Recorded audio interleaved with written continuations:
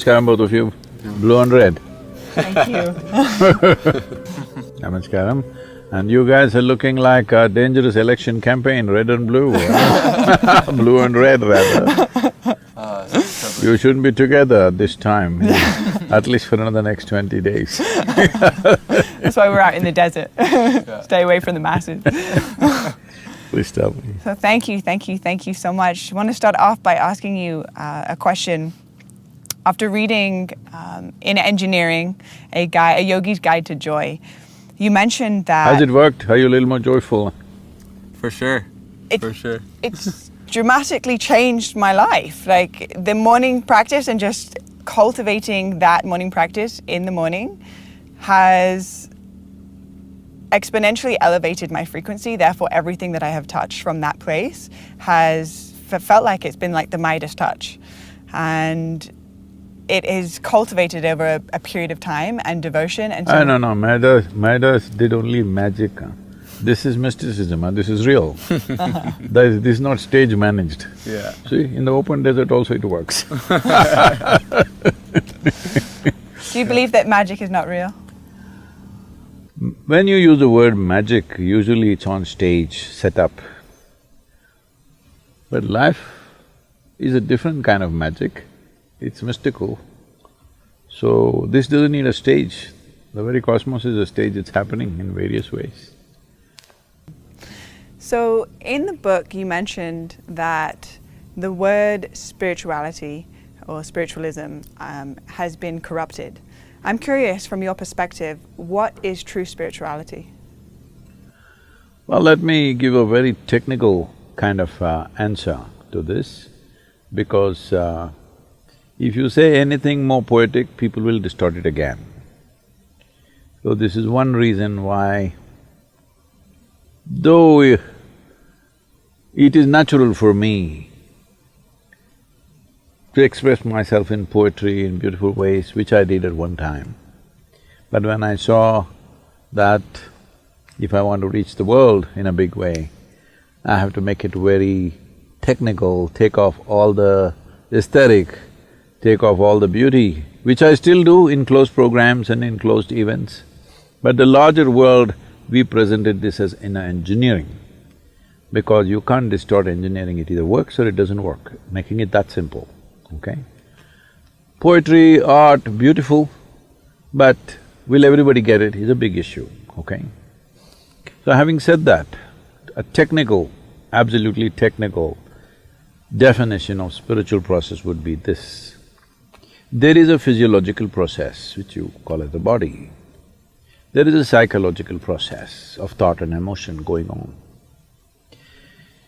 If you transcend these two, if somehow your experience of life transcends these two, that an experience which is not body-based, an experience which is not of the psychological structure, if this happens, then you are spiritual, because something beyond body and mind has happened. Why is it important that something beyond body and mind should happen is because both your body and mind are accumulations that you gathered, and you're mistaking it for a cosmos. What you created is not the creation per se. So there is a creation, there is a force called creation, which is not that creation happened at some time. It's happening in a tremendous way every moment of our life. But only few people are conscious of it. Rest are busy with their physiological and psychological processes. Their entire life is dedicated to manage their body and their mind. When I come to America, particularly California, I'm amazed after living here, affluent lives, still the most fascinating thing for most people is food. It's I'm sorry. Still food is the most interesting and fascinating thing, and even among whatever we speak and do, we made a book called Taste of Isha. That's the highest selling damn book. This is the human tragedy. Okay, I can understand a man who is living in the desert, who's hungry, who's not eaten anything other than lizard meat. That man is fascinated about food. But people who have lived in affluent societies, who are exposed to everything, they've tasted too many things, they shouldn't have tasted that many. Every possible animal they killed, every possible plant they cut and ate, but still they're overly fascinated about food. And next is their emotions. People think talking about love is something superior and spiritual. Nothing, it's just human emotion. I'm saying, why are you struggling with something so simple that your dog is capable of? If your dog is capable of it, you're capable of it for sure, isn't it? Right now, human beings are getting inspired by the dogs. No, dogs should be inspired by you because you're more evolved, I believe. Hello? So spiritual process means something beyond body and mind became a living thing in your life, it became a living experience. I'm sorry if I've… too abrasive. No. I'm curious actually, your perception on water fasting or fasting and taking prolonged See, periods she went of to time. food directly. Okay, fasting, not food, good. It's the opposite of food. It's time away from food and the benefits, if you believe there are any benefits from allowing ourselves to take a reset and to renegotiate our relationship with food. See, this happened in Los Angeles. A cardiac surgeon drove his… he was little fascinated with this Ford Mustang. That was his car, and he was little excited about it, and one day it started coughing a little bit. So he took it to the local mechanic and said, some problem, please fix it. He said, yeah, doc, come tomorrow morning, it'll be ready. The doctor, before going to work tomorrow morning, he went there, but it was not ready. So he said, okay, come in the evening, it'll be ready. He came in the evening, it was not ready. He said, what's the matter? You said morning, I came. You said evening, I came, what is the issue? And the mechanic was in that kind of mood, he said, see, you're a heart surgeon, you also fix engines, I also fix engines. How come you're paid 10 times more than me? So the doctor looked at him and said, try to fix the engine when it's running, let me see. So human life and human body needs to be fixed when it's running, otherwise it's meaningless. All right, you're going to postmortem what's the point of that? We need to fix this body when it's running. If you want to fix this body when it's running, you must understand, because we're talking about something related to digestive process, these are the stages of this: ingestion, putting something inside; digestion, assimilation, excretion. These are 4 dimensions of food and the whole process. Ingestion, digestion, assimilation, excretion. Ingestion is happening in today's world just about any time, wherever they are, sitting, standing, any time of the day or night, people just eat because there's so much food. It was not like this ever in the history of humanity. But unfortunately, fortunately there is a lot of food, unfortunately people don't know when to eat, when not to eat. As there are cycles in time, see, we know time only by cycles. If the planet spins one like this, one spin, we say it's a day. Otherwise you wouldn't know. If the moon goes around, we say 1 month. If we go around the sun, then we say 1 year. So our idea of time is essentially cycles. Our birth and death is also a question of cycles. Only because our mothers' bodies were in sync with the cycles of the moon, we are even born, otherwise we wouldn't be born. So our whole physical existence is cyclical. The entire spiritual process, we could go into that if you wish, essentially is significant because it's not cyclical. Because cyclical means you're going in circles. If I say you're going in circles, what does it imply? You're in a loop. You're not getting anywhere. Yeah. Usually if I leave you in desert where here there are some mountains, if there are no features, it's just sand, then people end up going in circles. That means you're not getting anywhere, that means you're lost. So the moment you are completely identified with your body and your psychological structure, you will start going in cycles. So in India, it's… in the yogic culture, it's very, very clear, this is called as samsara, that means cyclical life. So cyclical life, as good a merry-go-round it may be, if you arrange it well, it's a good merry-go-round, but you're not getting anywhere. Children can enjoy a merry-go-round. If all the adults are sitting in the merry-go-round and going round and round thinking they're traveling, oh, very tragic, isn't it? So that's what happens. So the body is a cycle. These cycles are very connected with the planetary cycles, with the moon cycle, with the sun cycle, everything. Lunar cycle, solar cycles and the earth cycles are very important for the body. If one has the necessary awareness, they could observe on which day your body doesn't need food. Every other creature knows this. Unfortunately, human beings have forgotten because their thought process or their silly mind has superimposed every other sense they have in their system. If you observe your system, you will see on a particular day, you don't feel like eating. That day you should not eat. But no, you're at your friend's house, there is a party, you stuff yourself, even if your body says no, you stuff yourself. You see all the animals, even if you have a dog at home, on a certain day he refuses to eat, both dogs and cats. Have you noticed this? He will go and eat some blades of grass if it's available and puke and cleanses himself because he is conscious that ingestion is continuously happening, but digestion and excretion is not as efficient as ingestion. Ingestion is happening compulsively, but other parts need to work.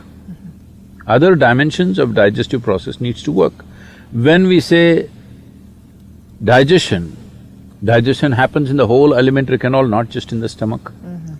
And assimilation also happens across the entire alimentary canal. Now, excretion doesn't happen only through the alimentary canal, excretion needs to happen on the cellular level also. Impurities gather over a period of time and you become dense both in body and head. If you don't cleanse yourself, then it'll pile up over a period of time. We call this karma. Because when it piles up, it determines the way you think, feel, understand and experience life. People may not realize this, but they will think, this is how I am, this is my nature. This is not your nature, this is the way you messed yourself, all right? So this cleansing process, one important thing is to give a break for ingestion. Because other systems are largely involuntary, you can stimulate them, but they're involuntary, they're functioning. Ingestion is a voluntary process, though unfortunately for most people it's become compulsive. It should be a voluntary process, that is, I eat when I want to eat. When I decide I want to eat, I will eat. My hand doesn't decide when to eat. If there's anything, people are doing this all the time. I relate. I think if we leave a bunch of good chocolates around you, your hand will eat, not you. So ingestion should be a conscious process. To bring this consciousness, there are many methods. One is fasting. Simply denying yourself food and water could cause damage to the system. You must support it with the necessary practices. If you have the necessary practices, the need for food will come down. See, our energies are not coming only from the food that we eat. The sunlight, the air, the water, actually, if you… in the yogic sciences, we say, if you really keep your system well, 60 to 70% of your energy should come from these three factors: sunlight, air, water. Another 40% should come from the food that you eat. So naturally, amount of volume of food that you eat will compress. I must tell you about myself. When I was young, I'm a big eater. I never became big because my activity was immense. But today what I eat is actually 1/10 or less than 1/10 of what I used to eat at that time. From the age of 19 till now, I'm still the same weight, what I was at 19. Only thing is, at that time, all the weight was on my shoulders. Now because of this gravity continuously working on me, kind of pulled it down a little bit. But I kept myself up. So fasting as a process must be done with necessary understanding. If people don't have that awareness, in India we fixed the 11th day of the moon cycle, you must fast. If you're not able to fast, you go on something very light, it's called palhar. That means you go on fruit diet. Because fruit is a substance which is over 90% water, and you must eat water, not drink water. This is the yogic science. As far as possible, you eat water. You always be conscious about the food that you're eating, what is the water content. Like a South Indian meal, if you eat, a cooked meal I'm talking about, if you eat, very easily 60–70% water. In fact, more. In some of the foods, it's much more. But now the food that you're eating here, you're eating bread, which was baked a month ago probably. Is that minimum? Even in so-called organic shops, it's at least a month or at least a week. Yeah. Nobody is going and getting fresh bread and come, and anyway, the way the bread is baked, it doesn't have water in it, very, very little water.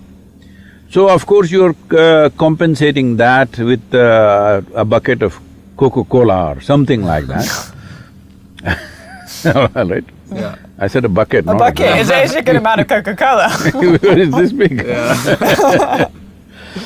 So, but that doesn't work like that.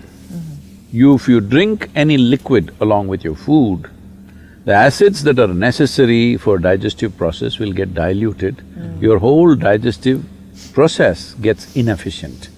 Because food, when it goes in, if it contains water, it assists. But if you put any liquid on top of it, you will see the food will remain in the stomach bag for too long. We are very concerned about this always in the yogic culture and life, that we don't want food to remain in our stomach bag for more than 2.5 hours maximum. In 2.5 hours' time, it doesn't matter what I've eaten, how much I've eaten, it must go into other parts. If it remains there, it makes you dull. It makes you lose your sense of perception. The level of perception, the keenness of perception is lost, which you notice if you eat food without Coke or coffee or tea or anything, you feel dull. It kind of pulls you down. Whole lot of people have developed a culture around it, after lunch they have to sleep. It's like you went to the gas station, you fueled up, then you can't start the engine because there is a gas in the tank. Yeah. So that's what it means.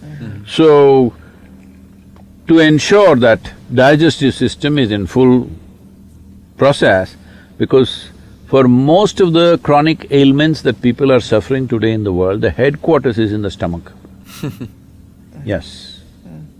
But a lot of people, it's shifting to their head, but largely headquarters is in the stomach, what they eat and the way they eat. Yeah.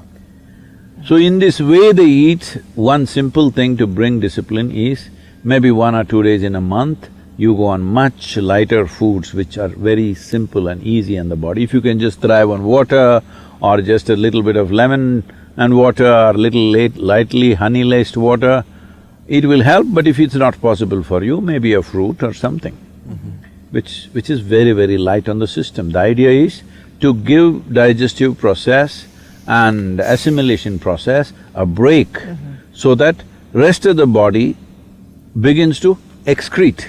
On the cellular level, it must throw out all the impurities. If they don't do that consciously, over a period of time, people, you just look at them, how they were when they were 8–10 years of age, bouncing around, full of life. Look at how they become long faces. Yeah. Everybody's become like this. At least 80% of the humanity, I don't even know if they get to laugh once a day. Now, whole lot of people are doing laughing yoga, every day laughing in the morning. This is madness. You think you must laugh. No. See, if a flower is fragrant, it happens because it blossomed, not because you sprayed some perfume on it from outside. Laughter, smile is not a philosophy or an ideology. If you're joyful, you will naturally smile. No, you must smile every day. This is stupid. When you speak about people not, they're so focused on the taste of food, right? They haven't been able to taste something beyond their own mind, body, thoughts, and emotion. And I look at what you're doing in the world and what Isha's doing in the world, and so many people, it's because it seems like they've tasted something beyond, right?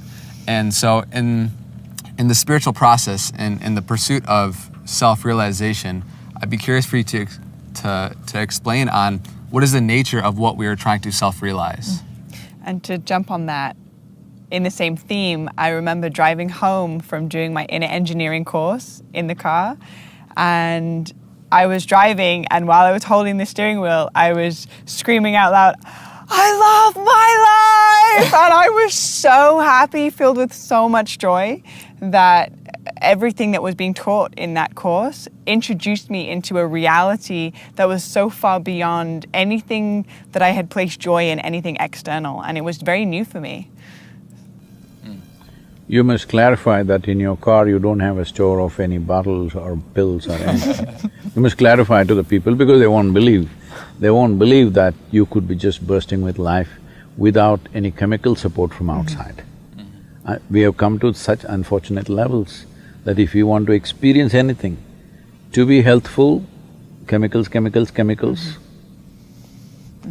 Over $1 trillion worth of pharmaceuticals, I think, are being sold every year. To grow food, chemical. To be peaceful, chemical. To sleep, chemical. To sleep. To be joyful, chemical. To know anything experiential. I know people are weaving philosophies how chemicals are the best thing you can do. Well, they want to sell something, I understand. But if a day comes, hope it doesn't, we are working to see that it doesn't. If a day comes where 90% of the humanity is consuming chemicals, either in the form of food or prescribed medication or backstreet stuff, whatever, it doesn't matter. If 90% of the humanity goes on chemical consumption, we are heading there very rapidly right now. If that happens, the next generation that we produce will be less than us. That's a crime against humanity. The next generation should be at least one step ahead of us. If they are behind us, that means we have committed a serious crime against humanity. That will inevitably happen if we go with these chemicals. Now that you brought this up, see, it's just this. There is no other phenomena here other than life. But unfortunately, you think the madness in your mind is a phenomena. It's not a phenomena.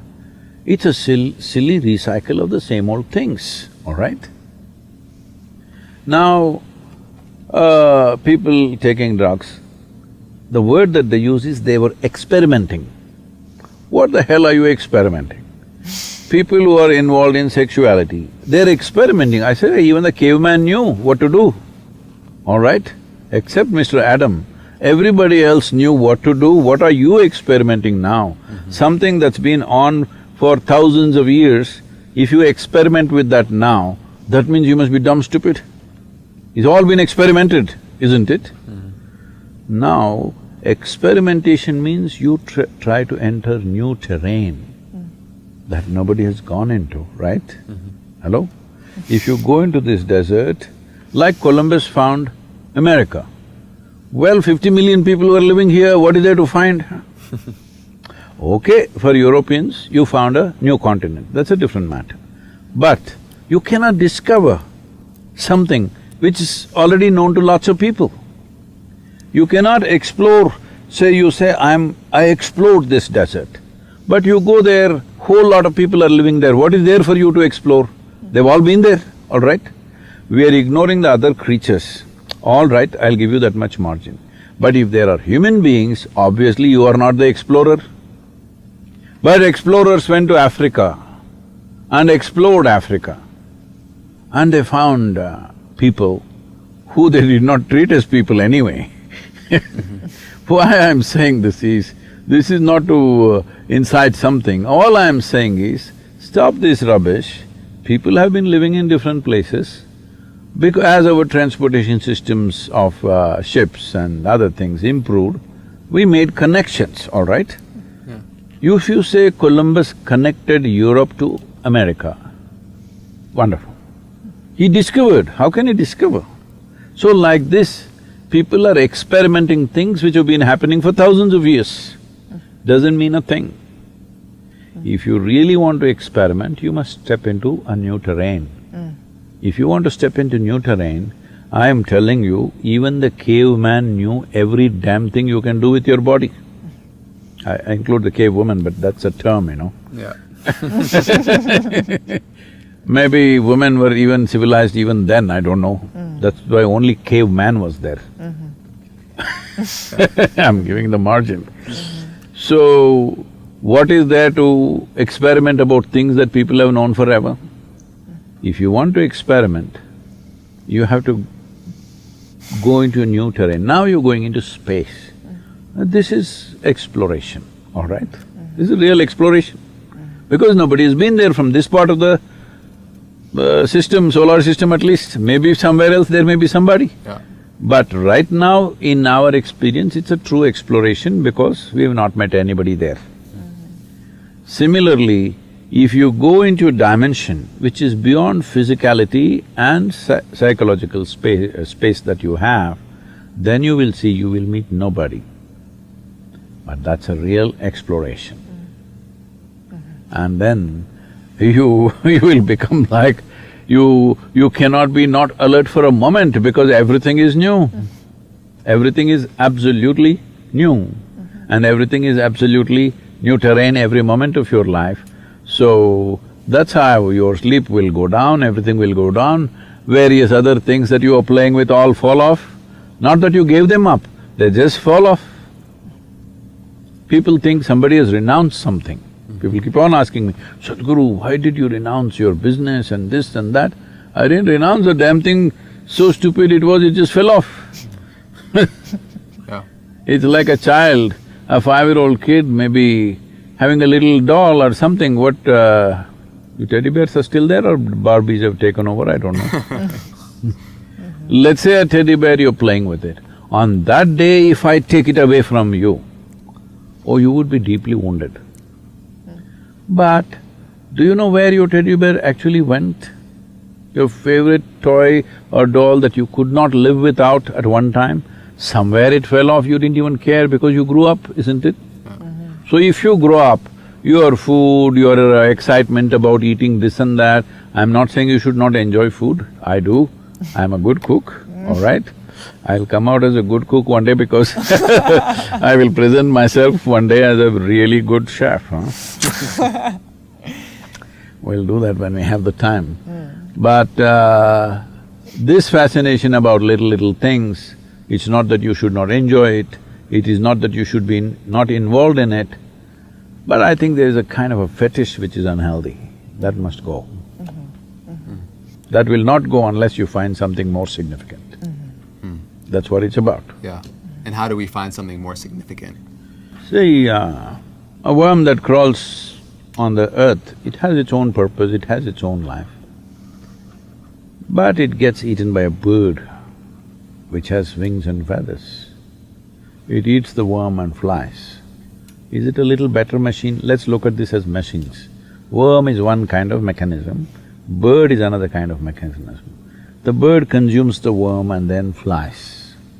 Is it a mechanism with higher possibility? Yeah. Yes. So similarly, if you want to get to a higher space, you need a little better mechanism. Now you come as a human being, what the significance of being human means is, for every other creature, nature has drawn two lines, within which they must live and die. For a human being, there is no lines, there's no top line for sure. If you do not go there, you are putting lines based on your own ideas, philosophies, belief systems, you're putting lines.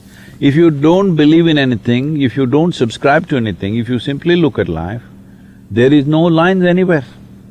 Where you set the line, there it is. If you don't set any line, it's a limitless process. So, because you have come with this level of evolution and there are no lines fixed in your life, because of that, you need to… first thing is perk up the machine. If your life was fixed, you can only crawl for 5 days, 6th day the bird will eat you, no need to perk up the machine. Just survive for 5 days somehow, and then 6th day the bird will eat you and the purpose of life for you is served in a way. Because you come without limits, now you really need to prime this machine, because now if it wants to fly, now it wants to go to other dimensions, this must be kept in a very top condition. This is why inner engineering, to engineer yourself in such a way that nothing within you is an impediment. There are 1,000 impediments in the world, but you are not an impediment. Your own thought, your own ideas, your own philosophies, your own conclusions, your own prejudices, your own emotions are not an impediment in your life, never. You are never the problem, you are not the issue in your life. But for most people, they themselves are a big issue, isn't it? They don't need anybody's help to create a problem. Sadhguru, I'm curious what your perception of the masculine and the feminine energies on the planet. From my perspective, it seems like the masculine and the feminine is out of balance, not only through the collective, but also with us as individuals. And I'm curious about your perspective of this. Yes, unfortunately, the so-called modern civilizations have tried their best to obliterate the feminine. They cannot obliterate, so it's shrunk. When I say obliterate the feminine, if we have to put this into a very simplistic understanding, it's a complex process because it manifests in a million different ways. If we have to make it very simplistic, everybody wants to expand and enhance their lives. If you have to enhance your life, if you look at life from a physical perspective, you must have that. It may be an object, it may be a mountain, it may be a human being, I want that. This is enhancement. Something that's not mine, I want to make it mine. There are two ways to do this, either by conquest or by inclusion. So, inclusion comes from the dimension of feminine. Conquest is very masculine. We can use this context to look at everything. There are many other more beautiful ways to look at it. Day after tomorrow, the Navaratri starts in India, 9 nights. This is completely dedicated to the feminine. It's a big festival across the country, so much cultural events and things, even in our yoga center, 9 days of celebrations. This time, people are not allowed, it's all online, but celebrations, music, dance, everything is happening. This is a time, whether you're a man or a woman, you do all the feminine things. Men will go out and make designs on the floor, they will sing, they will dance, they will make music, because the idea is, this time is coming after this autumn equinox. This is the time of the feminine. So it is celebrated in a big way, 9 days, there are 9 different types of goddesses. Fierce ones, terrible ones, beautiful ones, compassionate ones, very strong ones, all kinds. So if you look at many goddesses in India, this is something we must… which is completely missing anywhere else in the world, is many of our goddesses are like Rakini, Dakini, Lankini, Chandi, Chamundi, Chinnamasta, Kali, like this. If you look at them, they are fierce, blood dripping out of their mouths and, human skulls hanging around their neck and all that kind of imagery. Why this is done is because a whole lot of times, right through history of humanity, when a woman gets little strong, she was always experienced like this. She's troubled, she must be beaten, she must be burnt at the stake. All this happened because she exhibited certain strength. and it comes out in a certain way. So normally the term that is used in English, she literally bites your head off. So those ladies, the Indian goddesses, literally bite your head off, not metaphorically. But they're worshipped because the understanding is this, that what human competence is, what human intelligence is, what human genius is, need not be surrendered at the altar of good behavior. Good behavior, you can train your puppy for good behavior. The important thing about the human being in this limited amount of time and energy that we have, the highest possible genius should find expression. How it finds expression, we don't know.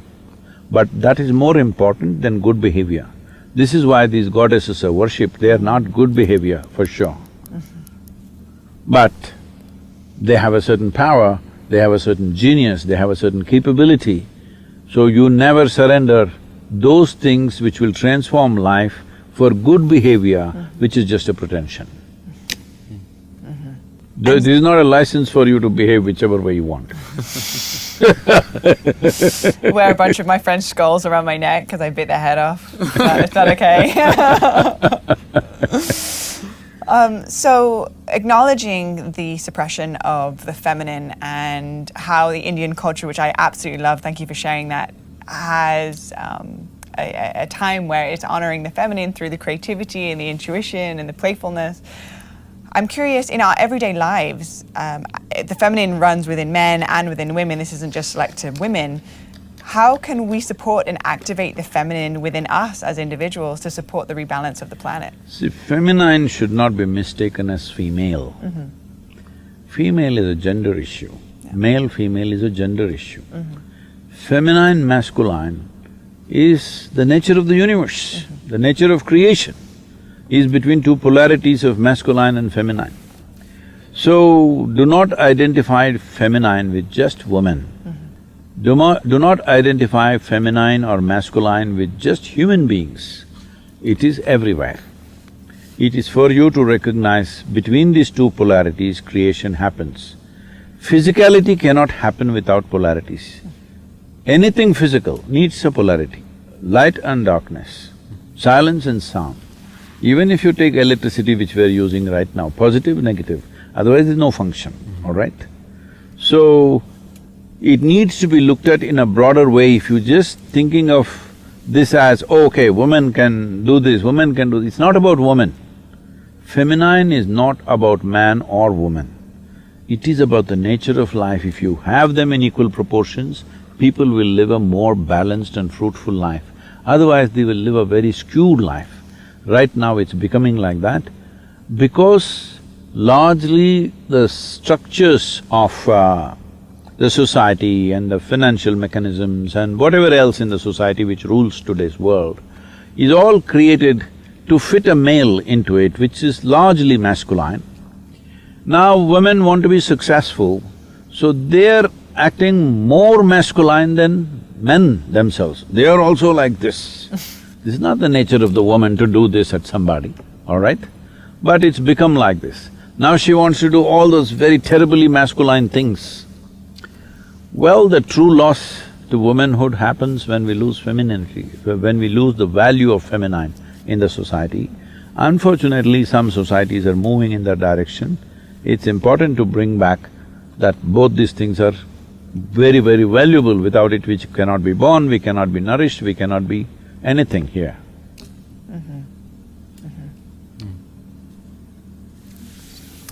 Yeah.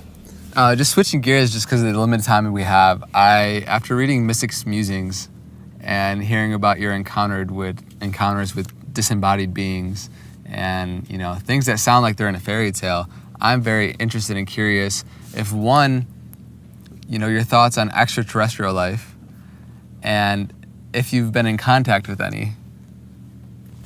Or maybe you are one, who knows? Maybe you are one. Maybe that is a better question.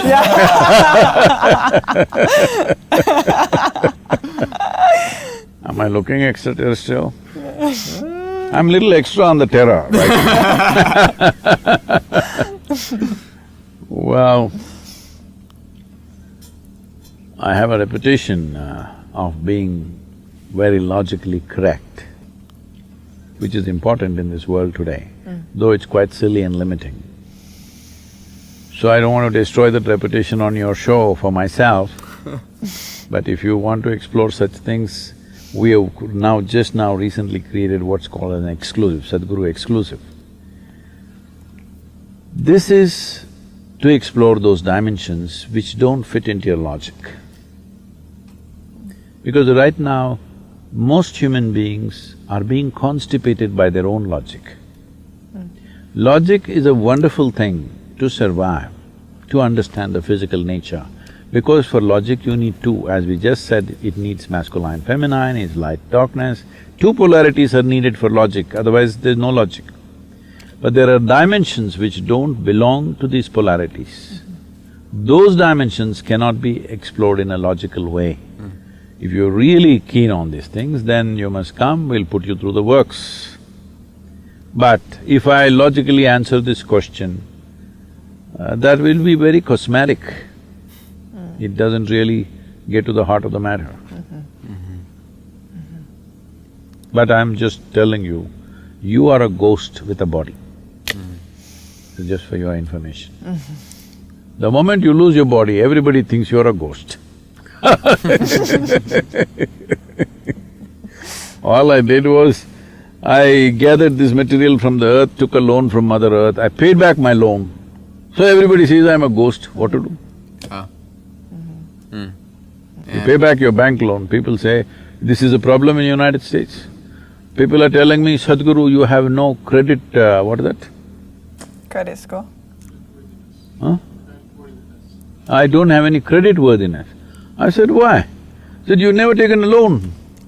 I said, isn't it a good thing I never taken a loan? He said, no, you're no good in America because you have no credit worthiness. So this is just like that. If you pay back the loan, you become a ghost. Now, I'm a ghost in the financial circuits of America because I have no credit footprint anywhere. I think why we get along very well is because we have a similar desire on the spiritual path of self-realization, and if we are ghosts with a body, we want to come to know that experientially for ourselves. And so, yeah, I humbly ask, how can we come to know that? Is it a matter of raising our energies to a certain level to then experience that, or what would that be? Yes, above all, see, as I said, what spirituality… the first question she asked, what spirituality means is, your experience of life is beyond your physiological and psychological processes. That means your experience, your ghostliness. We can call it your spirit, all right? We can call it your spirit, we can call it whatever you want, but there is just vocabulary. Essentially, you're experiencing something beyond your physical nature. That's the important thing. And anyway, this is some unsolicited advice I'm giving you. It's up to you what you do with that. You wearing rings on your thumbs is a very wrong thing to do. Metal on your thumb will bring that kind of energies to you that you cannot handle. You should not put metal on your thumbs. And so when you say it brings energy to you… That means maximum you can only wear 8 rings. Otherwise you can go the Indian way and add another 8 to the toes. There also you must leave the big one. This is everything that Andre's actually told me. He's like, I learned from Sadhguru not to wear thumb rings, and I'm like, it's fine, but it hits slightly different when the man himself shares it with me. All right, well, with that being said, I'm just gonna take these off real quick. And… Yeah, I'm making it less expensive for you. Yeah. Thank you, Sadhguru. 2 rings less you have to buy. I thought you had a very interesting question for people that are on the spiritual path that people just, with their families is very difficult. So, something I have witnessed within my own personal experience and simultaneously within my audience, specifically through Deja Blu, is a child choosing their spiritual path, which is not necessarily in alignment with the family ancestry or the morals of the family, and it creating a clash, and the child essentially being ostracized from the family because the child is… Child means what? An infant or a No, toddler? Like essentially the child of the parents. So Okay. I would still be a child of my parents. Okay. However, I'm 30 years old. Oh, you didn't have to confess like that. I was thinking you were 16. You're 30. So almost 30. I don't usually handle confessions, so it's all right. You fit the part, truly. So I'm just curious if you had advice or some guidance around… See, as I said earlier, spiritual process is an exploration of new terrain. Now I'm your grandfather and I tell you, you must only explore what I have explored. The man is a nonsense, all right? Hello? Yeah. You must explore what I have explored. This is like everybody experimenting with sexuality. When the caveman also knew what to do, all right? Even Mr. Adam needed just a bite on the apple, that was simple. But you must experiment. What is there to experiment or explore? No, everybody knows what it is. So, exploration cannot be the way your grandfather did it, that's not exploration, that's a farce, all right? You just have to believe, that's the only way. This has happened because very dogmatic approach to to religions. So, it's extremely important that, and it'll anyway happen, in the next 50 years' time, it is important that the world moves from religion to responsibility for all the problems that we are creating on the planet. The only solution, including for the pandemic, is responsible action, isn't it?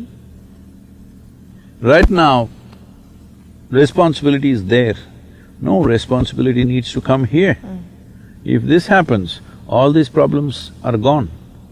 And anyway, from whatever 1,000 or 2,000 years old, people have been always modifying it the way they like it. Most religions say no divorce. Well, people are divorcing right, left, center, all right.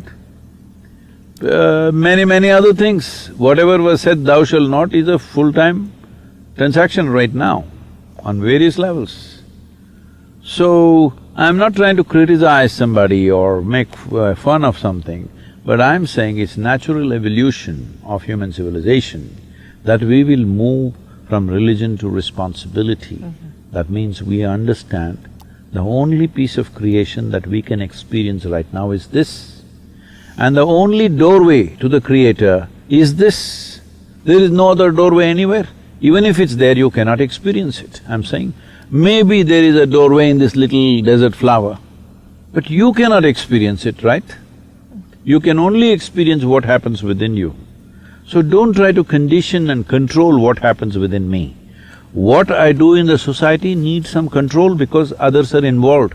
What happens within me, don't ever try to control and condition this because it's nobody's concern what happens within me. When I say what happens within me, I'm not just talking about physiological and psychological stuff. I'm saying what happens within me means beyond what I have accumulated in the form of body and mind, what happens within me must be totally it's the only doorway I have. If I have to open anything, it has to open up in my experience. Is there some other way? There is simply no other way. So what happens within me must be left untouched. That is the worst kind of contamination that can happen in a civilization, is people are concerned about what is happening within you. They should not be. How I behave in the world, yes, they should be because it concerns everybody else. What happens within me is nobody's business. What happens in my body may be somebody's business because if you do drugs, do this, that, and you fall sick, we will have to take care of you. It's happening, right? Taxpayers' money is going to take care of all kinds of people, drunkards, this, that, we have to take care of them. In that sense, we are concerned about what happens within your body, what happens in your mind. If you go crazy, tomorrow we'll have to take care of you, we can't just leave you on the street. So that is a concern. But what happens within me beyond that is nobody's concern, because that's my space, nobody has any business to enter there. Thank you very much. Thank you. So, for everybody that's listening at home, wherever they are, my question to create a takeaway from this interview, No, don't… This is not a takeaway shop. You just digest it, assimilate it, don't take away anything. Become. Because taking away is the worst thing, because that is not the nature of life. I'm just reminding you, because you're gathering all this, I don't know how many rings. All right, now I've reduced it by 2 at least. At the end of our lives, when we die, there is no takeaway. Let everybody understand this. There is no container service that you can gather everything and go. So this is the nature of life, that there is no takeaway. So let there be no takeaway from this also. Namaskaram. Thank you. So to all of you beautiful bluebirds out there, thank you so much for tuning in and coming into this experience in the Mojave Desert with myself, Andre, and Sadhguru. What an honor, what a pleasure, and what a privilege. So grateful that you are here today on Deja Blu podcast, and so grateful for you tuning in at home, wherever you are. May you feel seen and loved and supported and blessed in this moment.